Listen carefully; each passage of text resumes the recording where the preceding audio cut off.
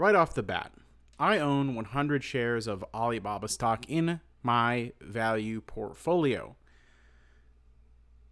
My cost basis is just right around 80, maybe slightly less, 79. And this year has been sort of a nothing burger for Alibaba shareholders.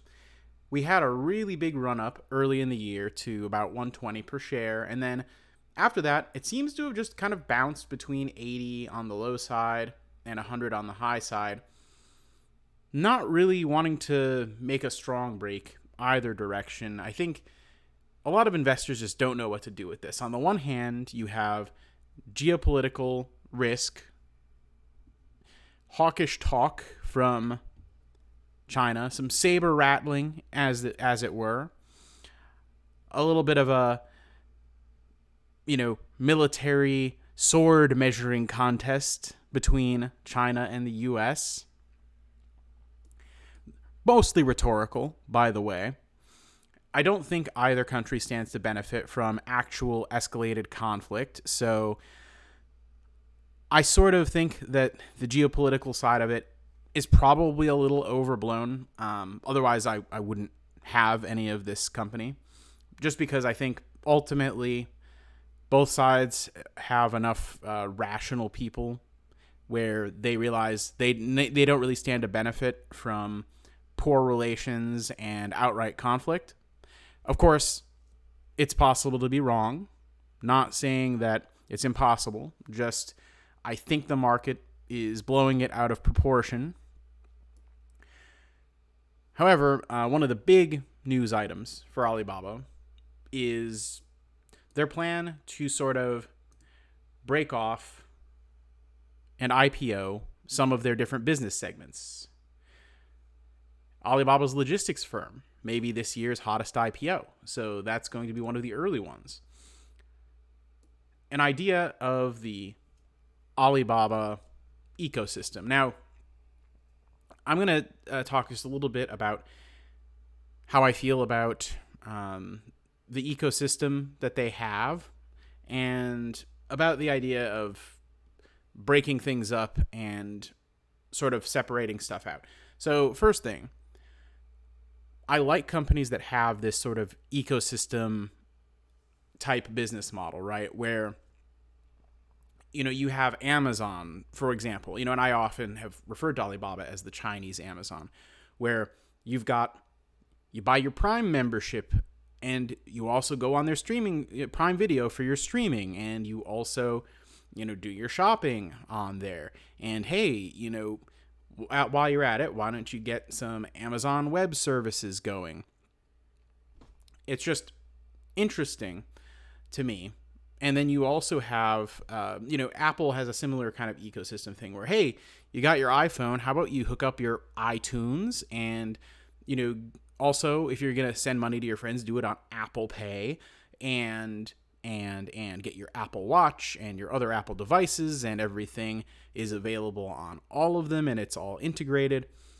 It's a good way to pull people in and drive up that revenue per user, right? So from that perspective, I really like businesses that have that whole their whole ecosystem model, which Alibaba has got. They've got commerce, digital, logistics, cloud. Again, very similar to Amazon in that regard, right? Having the commerce, the digital media, the logistics, and the cloud services rings very much of Amazon. Now, the question is, will separating out and IPOing these into more independently run segments unlock some shareholder value? Well, a lot of people seem to think so. But as far as coming up with a value to pay today for Alibaba, a price for today, I don't think you can necessarily assume anything about how the separated businesses will affect the valuation. I think it's still a little bit too hard to do that, and at least for me, maybe a little bit beyond my pay grade. So I'd still be looking at it on the whole. And honestly, the whole looks pretty darn solid in a lot of ways. Now, granted, Alibaba's had a slowdown in their revenue growth recently, but I think that they'll see it pick back up a bit in the future. Maybe not to the point where it was in the past, where it was like 30, 40, 50%, but certainly I think they can get back to some respectable level of revenue growth going forward. China's the second biggest economy in the world. They have a growing middle class, growing per capita GDP with an increase in desire for consumption. In fact, the Chinese government has talked about trying to rebalance their economy, their GDP, to be more consumption based. So that seems to be the direction that things are moving. So when it comes to the balance sheet for Alibaba, it is quite strong, okay? Now, these numbers are all in Chinese currency, not in US currency. When we run our valuation, the necessary conversions will have been made. Don't worry. But you can see the trend of where it's moving, okay? Shareholder equity, book value has been steadily climbing. All right. They have what looks to be very little long-term debt compared with how much cash and other assets that they have on the books. So really, this is the kind of business that's extremely unlikely to ever really go under, at least any time in the near future. So financially, it has that sort of safety to it, although that is sort of counteracted somewhat by the geopolitical thing. But are the financials such a good deal at this point that it's sort of worth that risk? Well, why don't we take a look and ask ourselves what numbers, and that's what I did with this, and I'll explain it in a moment.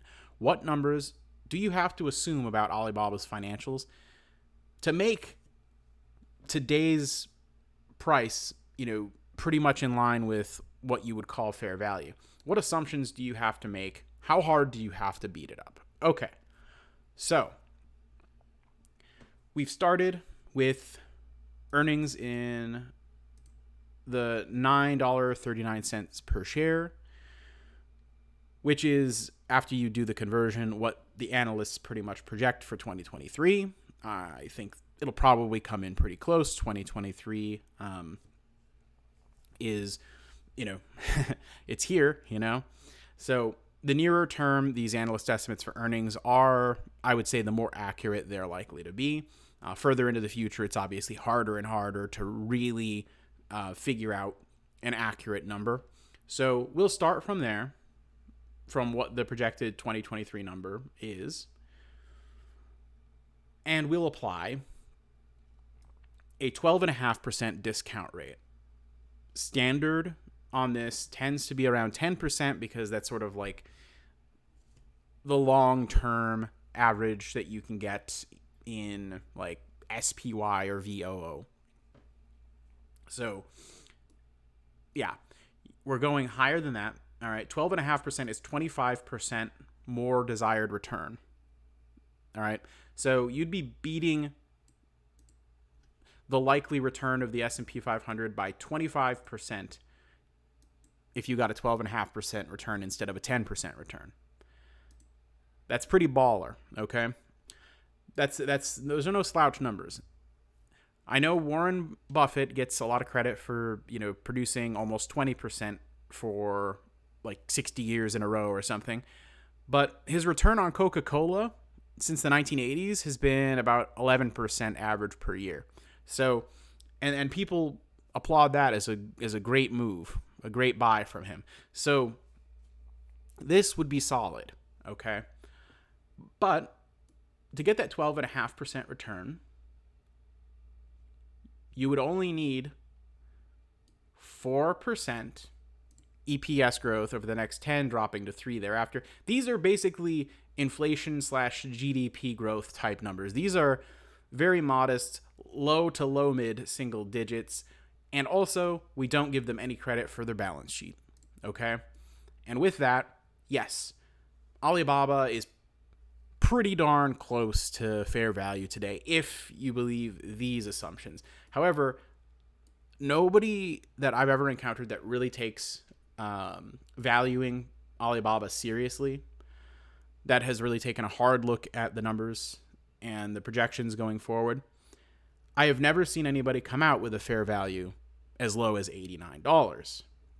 So that leads me to believe that the reason it's as low as it is today is simply the geopolitical fear pushing it down, which makes me think the value is probably a little bit too compelling for me to be wanting to pass up on continuing to own this. And if the market sentiment is good about them spinning off all these other companies into, a more independent situation, then that could unlock the value a little sooner, and I could start to see higher returns in a shorter period of time. However, honestly, I'd be happy for Alibaba to stay at a discount so that I have more opportunities to maybe to keep averaging in at these low prices. I view it as an opportunity when share prices in good businesses stay low for extended periods of time. However, I'm perfectly okay if I end up getting my return a little faster than anticipated as well. But I can't tell you when exactly that price movement might take place. I think if fears ease up about China, that'll probably help things along pretty well. And I think one should only consider Alibaba if you can stomach the volatility, all right, because it has shown the ability to be a very volatile stock price-wise, as well as some of the uncertainties with the geopolitical risk and the future of the Chinese economy. People are saying the Chinese economy looks shaky for the near future. So you got to be able to stomach that to really consider owning Alibaba. For me personally, it makes sense, but each person out there has to do kind of their own gut check and see what makes sense for them. Objectives are different. It's not a one-size-fits-all approach to investing. That's about all I got today on Alibaba. Make sure that you subscribe to my channel. Like the video if you liked it. Comment below if you're in Alibaba and what your cost basis is and what you think the future is for Alibaba stock. What do you think the real fair value is of this company? Let me know. And also join the Discord, link in the description. Hop on our live show at Cashflow Kings Live at YouTube. Links are in the description. Take it easy, everyone. Have a fantastic Friday.